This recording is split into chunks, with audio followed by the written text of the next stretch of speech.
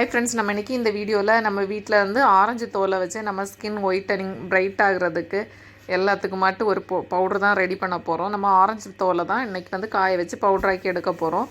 நம்ம வீட்டில் வந்து ஆரஞ்சு பழம்லாம் வாங்குவோம்ல, ஆரஞ்சு இந்த சாத்துக்குடியெல்லாம் வாங்குவோம்ல, அந்த தோலை வந்து நம்ம எடுத்து வெளியே போடாமல் இந்த மாதிரி காய வச்சு எடுத்துக்கோங்க. இப்போ அடிக்கிற வெயிலுக்கு நமக்கெல்லாம் 2 or 3 டேஸ்லலாம் ஆரஞ்சு தோல் நல்லா முறுமுறுன்னு காஞ்சிரும். ஸோ நான் வந்து இது வந்து காய வைக்கிறதுக்கு ஒரு வாரம் ஆயிடுச்சு. ஆனால் அந்த மாதிரி வெயில் ரொம்ப இல்லை, இப்போ தான் ரொம்ப வெயில் அடிக்குது. ஃபஸ்ட்டு வந்து வெயில் இல்லை. ஸோ இப்போ பார்த்தீங்களா, இந்த மாதிரி இந்த அளவுக்கு நல்லா காய வச்சு எடுத்துக்கணும். அப்போ தான் நம்ம மிக்சியில் வந்து நல்லா பவுட்ராக பொடியும். ஸோ இதுக்கப்புறமா இது நல்லா காஞ்சதுக்கப்புறமா இதை நல்லா உடச்சி எடுத்துக்கோங்க. உடச்சி எடுத்தாக்கி தான் நமக்கு வந்து மிக்சியில் போட்டு பொடிக்கிறதுக்கு ஈஸியாக இருக்கும். அதுக்கப்புறமா நம்ம மிக்சியில் வந்து பல்ஸ் போட்டு பொடிச்சு எடுத்துக்கோங்க. அதுக்கப்புறமா நார்மலாக நம்ம வந்து மிக்சியில் பொடிப்போம்ல, அந்த மாதிரி பவுட்ரு பண்ணி எடுத்துக்கோங்க.